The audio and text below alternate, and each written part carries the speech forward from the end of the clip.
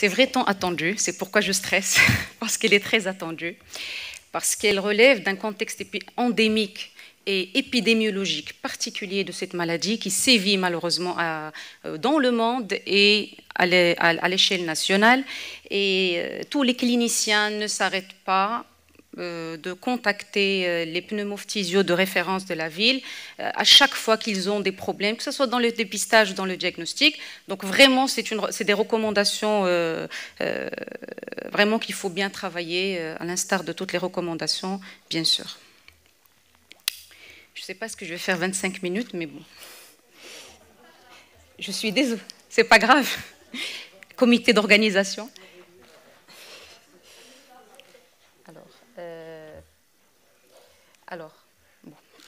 Alors, la tuberculose, c'est un problème de santé publique dans le monde. C'est l'une des 10 premières causes de mortalité. Plus de 95% des décès dus à la tuberculose surviennent dans les pays à revenus faibles ou intermédiaires. C'est pourquoi le ministère a tracé une stratégie nationale et a mis comme objectif mettre fin à la tuberculose en 2035 à travers un plan national de lutte anti-tuberculose.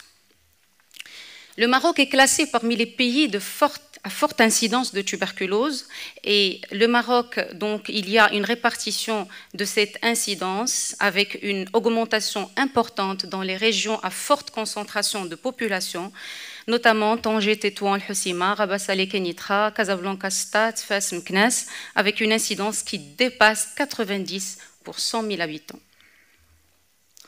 C'est pourquoi le ministère a tracé des manuels de référence pour bien tracer la filière de soins et a mis un guide de lutte anti-tuberculeuse à l'usage des professionnels de santé dans sa 4e édition 2017, dont l'objectif est de standardiser les méthodes de dépistage, de traitement et de la surveillance épidémiologique de la tuberculose à l'échelle du royaume.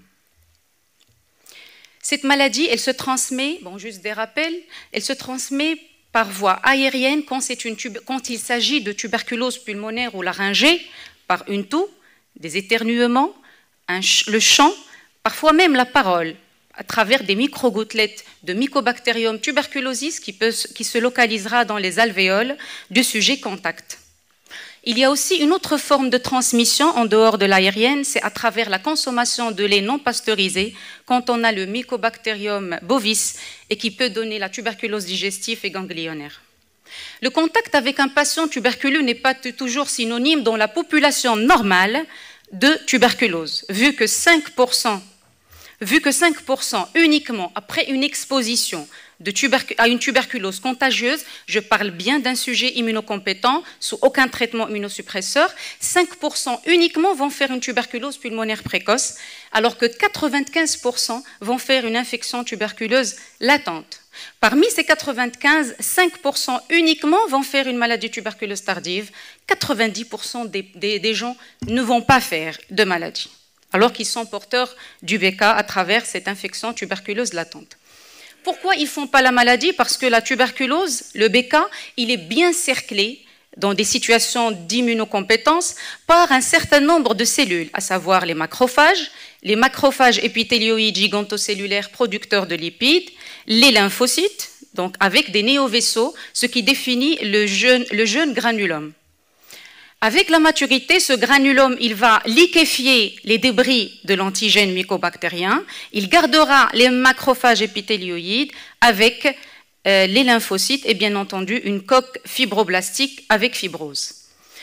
Le TNF-alpha est nécessaire pour le maintien de ce granulome, aussi bien l'induction que le fonctionnement de ce granulome, parce qu'il est nécessaire pour le recrutement ordonné des cellules et au fonctionnement continu. De plus, la capacité des macrophages à contenir la croissance bacillaire de la tuberculose intracellulaire dépend du TNF-alpha. Les anti-TNF sont très efficaces dans pas mal de pathologies rhumatismales et il convient dans ce contexte endémique d'établir des recommandations. Alors pour les recommandations nationales, donc je ne vais pas détailler la méthodologie parce que ça a été déjà détaillé par mon ami Hanan. Alors juste, je vais mettre les éléments qu'on a tracées dans nos recommandations. On a vu qu'un comité de pilotage qui fera les questions et objectifs serait nécessaire au début. Un groupe de travail pour répartir les tâches, essayer de trouver des réponses aux différentes questions. Par la suite, un groupe de lecture pour l'avis formalisé sur le fond, la forme de la version initiale des recommandations. Une phase de finalisation pour les recommandations finales qui réunit le groupe de travail et le comité de pilotage. Et par la suite, la phase de validation, tout le monde sera inclus. Le comité de pilotage est formé par moi-même, Dr Ihsan Hmamouchi, professeur Al-Ghali Al-Iraqi, professeur Rabih Ikram et professeur Ma'ammar Mouna, tout en respectant la pluridisciplinarité. Le groupe de travail, il est un peu élargi. C'est toujours instructif d'avoir les avis de tous les intervenants à travers le royaume. Alors, Casa, Marrakech, Fès, Meknès, Oujda, Tanger et Agadir, bien entendu, sans oublier les autres disciplines, à savoir la gastro, la dermato, la bactériologie, la méthodologie, bien entendu, et l'infectiologie. La première réunion, il s'est déroulée le 18 octobre 2017. Alors, c'était notre première réunion du comité de pilotage. Le PV a été fait brillamment par Ihsan Hmamouchi avec tous les détails. Bien sûr, il n'y a pas de conflit d'intérêts. Donc, c'était vraiment la réunion qui se fait au siège de la SMR. Donc, voilà. Alors, le premier élément qu'on avait discuté, c'est le titre. Initialement, on voulait faire tuberculose et anti-TNF.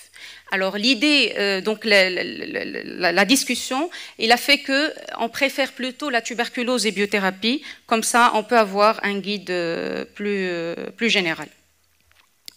Concernant les caractéristiques cliniques de la tuberculose, on ne pouvait pas se prononcer sur le type de tuberculose chez nos patients immunodéprimés, car dans la population générale, les formes extrapulmonaires sont très fréquentes et professeur Al-Iraqi a souligné l'absence de données marocaines disponibles, mais à l'époque, il y avait l'inclusion qui a commencé du registre national et on a essayé les résultats pourront répondre à certains éléments concernant surtout la tolérance en termes de tuberculose.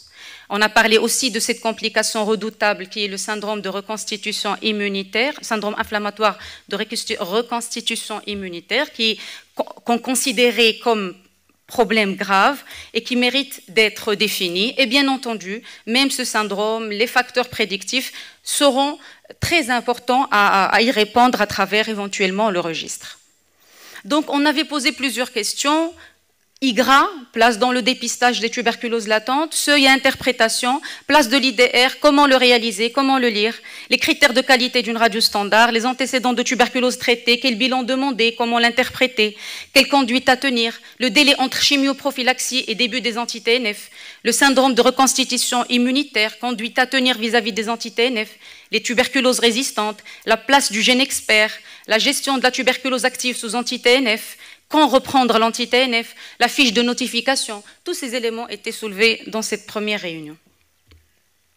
Donc, on a dit que le registre de biothérapie qui a commencé, bon, j'ai pris ces diapositives de la présentation de Mme Hmamouchi qui a été faite dans le congrès de juin 2018. Alors, l'inclusion, elle a commencé en juin 2017 avec une période d'inclusion de 6 mois. Et déjà en avril, on ne voyait pas la tuberculose. Bon, peut-être parce que c'était des résultats un peu rapides, donc il n'y avait pas suffisamment de recul. Donc, dans la SPA, on avait des infections ORL, la réaction cutanée, la colite inflammatoire, l'aggravation de vitiligo, la migraine post-traitement. Et dans la polyarthrite rhumatoïde, il y avait surtout les infections urinaires. Bon, on a dit qu'il faut peut-être avoir un peu plus de recul, bien entendu. Alors, pour la tuberculose et anti-TNF-alpha, il faut avoir quand même faire une revue de la littérature pour voir ce qui est et les données actuelles, ce qu'il y a à l'échelle internationale. Donc, j'ai préféré de mettre un petit peu les informations et laisser la discussion à la fin. Comme ça, on peut discuter le contenu. Alors, le risque avec les anti-TNF, il fait l'unanimité à l'échelle mondiale. Tous les anti-TNF augmentent le risque de tuberculose. Et le risque est plus important pour l'infliximab et l'adalimumab par rapport à l'étanercept. Pour le risque associé au certolizumab et le golimumab n'a pas été établi dans les études en population, ni comparé aux autres agents, mais des cas de tuberculose ont été rapportés avec l'utilisation de ces agents et le risque est présumé être similaire à celui des autres anti-TNF monoclonaux. De nombreux cas de tuberculose associés aux anti-TNF représentent probablement la réactivation d'une infection latente, d'où l'intérêt de dépister la tuberculose latente avant de débuter le traitement. La première étude en population qui a été faite, c'était celle des Britanniques à travers le registre pour comparer l'incidence de la tuberculose entre les anti-TNF, vu qu'ils avaient un nombre important de personnes. Donc, ils avaient 10 000 patients, 3 000 étaient sous infliximab. Alors, 3 000 étaient sous infliximab, 3 900 sous étanercept, 3 500 sous étanercept, et un groupe de 3 300 patients qui recevaient des DMARDs traditionnels. Donc les constatations étaient comme suit. Donc l'adalimumab et l'infliximab, il y avait plus de risques par rapport à l'étanercept, ça on le connaît, et il a été prouvé à travers l'étude. Alors, dans cette cohorte de 10 000 patients, il y avait 40 cas de tuberculose appartenant à la cohorte TNF-alpha. Et on a dit on a parlé de la répartition à travers les anti-TNF. Et parmi les tuberculoses survenues sous anti-TNF, alors 62 étaient extrapulmonaires, avec 11 cas disséminés. Et les patients d'ethnie non caucasienne, ils étaient plus touchés, 6 fois plus par rapport à la maladie. Et le délai d'apparition de la tuberculose était plus court pour l'infliximab par rapport aux autres inhibiteurs, les anti-TNF. Alors, les cas de tuberculose qui surviennent peu de temps après le début des anti-TNF sont susceptibles de représenter une réactivation de l'infection tuberculeuse latente. Par contre, les tuberculoses qui surviennent un peu plus en retard, ou bien c'est des réactivations retardées, ou bien c'est des infections nouvellement acquises. Le délai médian avant l'événement, pour l'infliximab, c'est le plus court, l'étanercept et l'adalimumab, c'est le plus long, bon, d'après l'étude. Les caractéristiques phénotypiques de la tuberculose. Comment est cette tuberculose qui survient sous anti-TNF? Alors, la probabilité d'avoir une tuberculose extrapulmonaire et disséminée est élevée, bien sûr, s'il survient sous anti-TNF, bien sûr, si on ne prend pas les précautions, dont on va parler après. Probablement retard diagnostique, parce que les signes sont frustes, les organes touchés ne sont pas classiquement reconnus comme la tuberculose pulmonaire. Et parmi les caractéristiques des tuberculoses sous anti-TNF, ils sont rares. Ben, c'est vrai que c'est une faible partie, mais il existe et elle est difficile à gérer. C'est les syndromes inflammatoires de reconstitution immunitaire, alors qui survient après le début du traitement antituberculeux et l'arrêt du traitement anti-TNF. On va la détailler après. Alors, on a parlé du risque, on a parlé du délai de survenue, on a parlé des caractéristiques de cette tuberculose. Maintenant, on va parler du dépistage. Alors là, qu'est-ce qu'il faut faire? IDR ou quantiféron? Qu'est-ce qu'il faut faire? Quel test choisir? Avant de répondre à cette question, il faut d'abord rappeler ce que c'est que l'intradermoréaction à la tuberculine. C'est des choses évidentes, mais il faut toujours rappeler parce que malheureusement, en pratique courante, on n'a pas toujours la même qualité de la technique de faisabilité, ce qui retentit sur l'interprétation. Alors, l'intradermoréaction doit se faire en intradermique strict par 0,1 ml de tuberculine. Alors 0,1 ml en intradermique strict, et quand on mesure l'induration, il faut la mesurer comme ça, c'est-à-dire il faut prendre le diamètre transversal, non pas de la rougeur, mais de l'induration. Donc, par une réglette vraiment bien avec des millimètres et bien préciser la valeur. Bon, ici, l'interprétation, si elle est positive, si elle est négative. Alors, je ne vais pas trop parler de ça, mais plutôt, je vais insister sur une IDR négative ne veut pas dire qu'on peut démarrer l'anti-TNF. C'est l'idée que je veux passer. Une IDR négative, il faut prendre tout le contexte.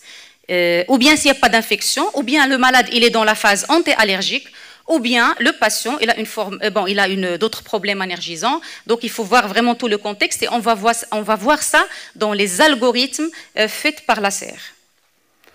Alors, l'IDR peut être refaite à 8 jours. C'est la réponse de M. Leheraki quand j'avais sollicité son avis.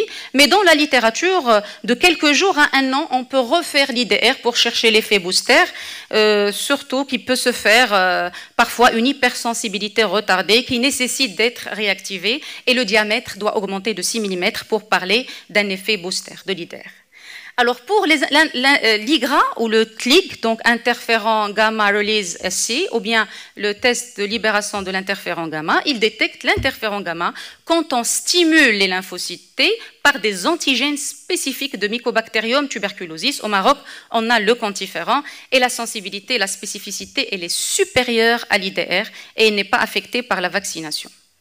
Un test positif signifie que le patient a développé une réponse immunitaire contre Mycobacterium tuberculosis rencontrée il y a plus de 3 mois. Il ne répond pas à la question de la date du comptage et ne permet pas de distinguer entre une tuberculose latente et une tuberculose maladie. Un test positif ne signifie pas forcément une tuberculose maladie. Un test négatif signifie que le patient ne s'est pas immunisé contre Mycobacterium tuberculosis ou alors seulement tout récemment. Comme l'IDR, il peut aider au dépistage de la tuberculose latente et orienter le diagnostic de la tuberculose pulmonaire non confirmée et de la tuberculose extrapulmonaire. Et surtout, l'IDR et l'IGRA, il ne faut pas l'indiquer chez les malades déjà traités. Alors, le dépistage, alors je ne vais pas... pour un peu mémoriser les informations, je vais parler des recommandations ACR qui a mis 2 algorithmes dans le dépistage. Je ne vais pas lire tout ça. Elle a mis 2 algorithmes dans le dépistage, l'algorithme 1 et l'algorithme 2. Alors l'algorithme 1, c'est les patients qui ont des facteurs de risque de tuberculose latente. Apparemment, c'est le cas de toute la population ici. Parce que pour cette catégorie de patients, il faut que le patient, ici dans l'algorithme 1 de dépistage, le clinicien se pose la question, est-ce que le patient a une exposition à la tuberculose? La naissance, la résidence, le voyage dans un pays d'endémie tuberculeuse, l'histoire de vivre dans des situations de population, d'espaces mal aérés, dans les prisons, dans les... Donc voilà, occupation comme étant un personnel de santé et s'occuper des patients qui ont une tuberculose et le contact avec un patient qui a une tuberculose active. Tous ces éléments font que l'attitude change complètement pour la détection de la tuberculose latente. Alors, pour eux, ils disent qu'il faut faire 2 tests. L'IGRA, ils commencent par l'IGRA et si elle est négative, ils complètent par l'IDR. Alors, si on voit cette catégorie de patients, au Maroc, on est un pays d'endémie, la tuberculose existe. Bon, donc c'est l'IGRA d'abord, et en fonction du résultat, si elle est positive, il est positif. Donc, ou bien c'est une tuberculose latente, bien sûr, après avoir éliminé une tuberculose active, parce que même une tuberculose active, il aura l'IGRA positif. Et si elle est négative, à ce moment-là, on complète par l'IDR. On complète par l'IDR, on va voir est-ce qu'elle est positive ou pas. Si elle est positive, on traite comme tuberculose latente, si elle est négative. Alors, si on suit le cheminement, IGRA négative, IDR négative, alors, ils disent que la tuberculose latente, il y a moins de chances que ça soit une tuberculose latente par rapport à ceux qui ont un test positif, mais des faux négatifs sont possibles chez les sujets immunodéprimés. Nos patients, ils sont sous corticoïdes, peuvent être sous méthotrexate. Donc, et la décision de traiter ou pas doit être discutée du cas par cas. Alors là, vraiment, un quantiférant négatif ne veut pas dire démarrer le traitement. Donc vraiment, il faut voir l'ensemble du cas. Alors je ne vais pas détailler la situation, le 2e algorithme où le patient, il n'a pas de facteur de risque de tuberculose latente. Mais quand même, je dirais qu'ils vont faire uniquement l'IGRA. Si elle est négative, ils vont considérer qu'il n'y a pas de tuberculose latente. Ce n'est pas notre contexte national. Bon, mais retenez que 2 tests pour eux, donc c'est plus pertinent si on veut démarrer un traitement anti-TNF. Alors, pour le guide national, ils ont un algorithme publié en 2017 pour la tuberculose latente. Pour eux, IDR ou IGRA. Donc, ou bien IDR, on a le choix entre IDR et IGRA, mais quand j'ai lu le texte, ils disent qu'on préfère l'IDR, sauf s'il y a rupture de stock, indisponibilité, comme c'est le cas aujourd'hui, ou bien s'il y a un autre, je ne me rappelle pas de l'autre empêchement, mais ils disent dans le texte que commencer par l'IDR, par la suite, vous pouvez faire l'IGRA. Mais ici, dans le schéma, ils mettent IDR ou IGRA. Si c'est négatif, bon. Mais ça, c'est pour la tuberculose latente en général. C'est pourquoi l'intérêt des recommandations pour voir les particularités d'avoir un traitement sous anti-TNF. Alors, si l'infection tuberculose latente elle est là avec une induration de plus de 5 mm ou IGRA positif, et il n'a pas de signe de tuberculose active, attention, de traiter une tuberculose latente avec IGRA positif, alors que sur la radiographie pulmonaire, il peut avoir des signes de tuberculose active. Alors, dans le guide, chaque toux qui dépasse 15 jours, que ce soit avec ou sans expectoration, doit faire suspecter la tuberculose. Une toux traînante, bien sûr, qui ne répond pas au traitement et qui dépasse 5 jours, il faut penser à la tuberculose, demander bien entendu une radiographie de thorax. Alors, pour la tuberculose latente, il faut la traiter bien entendu si le malade, il va être mis sous anti-TNF et on prendra en considération les résultats, bien sûr, des tests de dépistage. Alors, les modalités de traitement, que ce soit l'ACR, que ce soit l'OMS, que ce soit à l'échelle nationale aussi, mais nationale, il préfère l'isoniazide seul. Bon, la version 2017. Il y aurait une version en mars 2019 qui serait actualisée, mais à l'échelle internationale, l'isoniazide pendant 6 ou 9 mois, l'isoniazide plus la rifampicine pendant 3 mois. Il y a aussi la rifapentine qui est aux États-Unis, c'est une prise une fois par semaine qu'on peut associer aussi à l'isoniazide, mais c'est des protocoles prophylactiques de traitement de la tuberculose latente chez le patient qui est candidat à un traitement par anti-TNF qu'il va recevoir. Quand est-ce qu'il faut commencer la chimioprophylaxie quand on suspecte une tuberculose latente? Alors l'intervalle optimal entre le début du traitement par la tuberculose latente et l'anti-TNF n'est pas établi. Le 1 mois qu'on applique chez nos patients, elle émane de l'étude espagnole. Parce que dans l'étude espagnole qui a été publiée, l'algorithme de dépistage associé à une réduction de risque de tuberculose utilisait un délai de 1 mois. Mais il n'y a pas de preuve comme quoi le 1 mois, il faut le respecter à 100%. Il y a des propositions de commencer en même temps, mais de préférence, il faut garder un délai au moins 2 semaines pour vérifier la tolérance du traitement avant de commencer, bien sûr, le traitement et ne jamais oublier qu'il faut surveiller mensuellement avec les tests de fonction hépatique quand le malade est mis sous antibacillaire pour prévention prophylactique. Alors, on a parlé de la tuberculose latente, la gestion. Maintenant, on parlera de la gestion de la tuberculose active. Si une tuberculose active survient sous anti-TNF, le traitement doit être instauré sans délai. Je pense qu'il n'y a aucune ambiguïté là-dessus. La plupart des autorités recommandent d'interrompre le traitement anti-TNF du moins temporairement. Le moment optimal pour la reprise du traitement par anti-TNF chez les patients atteints de tuberculose active reste à déterminer. Certaines autorités suggèrent que le traitement par anti-TNF puisse être repris une fois que les résultats de sensibilité aux médicaments soient connus, que l'amélioration clinique est évidente. Je pense que redémarrer, reconduire un traitement par anti-TNF après survenue d'une tuberculose active sous anti-TNF, alors là, vraiment, il faut obligatoirement avoir l'avis du pneumophthysio et vraiment voir l'ensemble d'arguments si on n'a aucune alternative thérapeutique.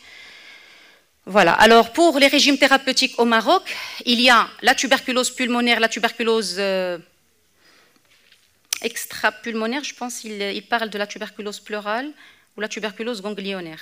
Alors, donc 6 mois de traitement. Pour les tuberculoses méningées, neuroméningées, ostéo-articulaires et pulmonaires étendues, donc c'est pulmonaire étendu, je suppose, c'est la miliaire, donc c'est 9 mois de traitement. Alors, on a parlé initialement de ce problème qui survient, certes, chez une minorité de patients quand on arrête l'anti-TNF, mais qui convient de connaître parce que c'est très sérieux, il faut le gérer. Alors, c'est l'aggravation de la maladie pendant le traitement de la tuberculose. Donc, l'arrêt du traitement par anti-TNF en présence d'une tuberculose peut être associé à une aggravation de la tuberculose. C'est ce qu'on appelle le syndrome inflammatoire de reconstitution immunitaire. Et à travers le registre ratio, donc la tuberculose disséminée, c'est le facteur de risque de survenue de l'ERIS. Quand on a une tuberculose disséminée, on arrête l'anti-TNF, on met le patient sous traitement antibacillaire. Donc, parmi les facteurs de survenue de ce syndrome, c'est cette forme disséminée. Dans de tels cas, on peut utiliser les corticoïdes et dans de rares cas publiés, l'anti-TNF doit être réintroduit pour traiter les réactions paradoxales graves qui ne réagissent pas aux corticoïdes. Alors, est-ce que la tuberculose survient que sous anti-TNF ou bien elle peut survenir avec les autres biologiques qu'on utilise? Bon, ici, le rituximab. Bon, le rituximab, une étude qui a été faite toujours, elle émane de ce grand registre qui est le registre britannique qui a commencé en 2001. Donc, qui a parlé des infections opportunistes des patients sous rituximab. Donc, je vais résumer. Parce que ici, l'infection, regardez ici, le taux d'infection comparativement aux anti-TNF, il est faible via son mécanisme différent d'action, c'est tout à fait logique. Alors, il y a le tocilizumab aussi. Donc, si on compare ces deux, donc c'est cette courbe qui montre que le tocilizumab n'inhibe pas la libération de l'interféron gamma. Donc, regardez le taux d'interféron gamma par rapport aux anti-TNF aussi. Donc, mais il faut bien sûr prendre les précautions. On va détailler ça dans les discussions. Alors, voilà. Donc, la réactivation de la tuberculose, il n'y a pas eu d'augmentation significative dans l'étude qu'on vient de voir. Le secukinumab et risque de tuberculose. Donc, le risque de tuberculose, donc il n'y avait pas de survenue de tuberculose après 364 jours de prise de secukinumab quand on prend en considération l'ensemble des études qui ont été incluses dans cette étude.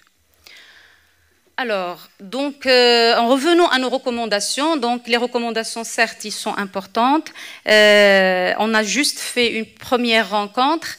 On attend du registre avoir les données de la tuberculose et des caractéristiques cliniques, mais il faut accepter que le registre, du moment qu'elle a inclus les patients des différents CHU, il y a une grande partie, à savoir les hôpitaux provinciaux, les libéraux qui n'ont pas été inclus. Donc, peut-être il faut avoir une idée, bon, on va essayer de réfléchir ensemble. L'idée intelligente que la France avait fait, c'est l'observatoire Ratio. Alors, l'observatoire Ratio, c'est un observatoire national pour les infections et les lymphomes survenant sous anti-TNF et qui a pris comme événement d'entrée, c'est la tuberculose. Événement survenu de tuberculose. Bon, et c'était vraiment très intéressant. Ils ont publié pas mal de choses et c'était très important. Bon, j'ai choisi un nom, bon, juste pour vraiment penser à cette initiative. Pourquoi pas? Un observatoire national des infections tuberculeuses survenant sous anti-TNF et autres biologiques chez l'adulte, pas l'enfant, qui va réunir les pneumophthisios, rhumato-méthodologistes, gastroentérologues, internistes, dermatos. J'ai contacté toutes ces personnes, ils sont tous d'accord. Donc j'ai des noms, les noms qui vont travailler avec nous dans les recommandations. Ça serait un système de pharmacovigilance spécifique à notre contexte, avec un registre prospectif national de tuberculose sous biothérapie, incluant la totalité des cas. Ben, c'est ambitieux, il y a beaucoup d'efforts, mais bon, totalité des cas. Pourquoi totalité des cas? On va parler. Comité de validation et il y aurait un suivi. Alors pourquoi j'ai dit totalité? Parce que heureusement, parce que la notification de la tuberculose se fait via un système bien standardisé, bien classé par le ministère de la Santé, commençant par les centres de santé et les CDTMR, où tous les cas sont notifiés. Plus de ça, pour chaque patient, il y a des fiches où l'anti-TNF est déjà noté. Donc pour chaque patient, on peut savoir s'il est sous anti-TNF ou pas, que ce soit pour la forme pharmacosensible ou pharmacorésistante.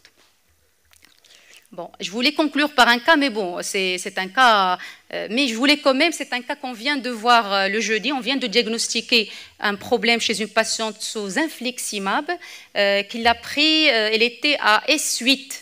Qu'est-ce que vous voyez sur cette radio? Bon. Alors, qu'est-ce que vous voyez sur cette radio? Elle toussait, elle avait une toux importante avec altération de l'état général, des sueurs nocturnes, anorexie, tout ce que vous voulez. On a fait la radio. Ben, ce qui a attiré notre attention, c'était cette opacité. Quand on a envoyé la radio à un pneumologue, il nous a dit, bon, c'est très atypique pour une tuberculose, mais bon, c'est vrai, il y a des formes atypiques. Alors, on a fait le scanner, une miliaire tuberculeuse. Donc, c'était une miliaire. Bon, je vais vous raconter l'histoire. Si vous posez des questions, je vais vous dire comment étaient l'IGRA et l'IDR, bien entendu. Le gène expert était positif dans les crachats. Donc, on a fait le diagnostic jeudi. Il a été transféré à l'hôpital Moulay Youssef avec un diagnostic de miliaire tuberculeuse. Alors, pour conclure, bon, c'est vrai, l'anti-TNF, il est pourvoyeur de tuberculose, mais avec les prudences et les recommandations, on peut bénéficier de leur efficacité tout en minimisant le risque. Les recommandations, c'est un élément très important et surtout la pluridisciplinarité de travail. Merci.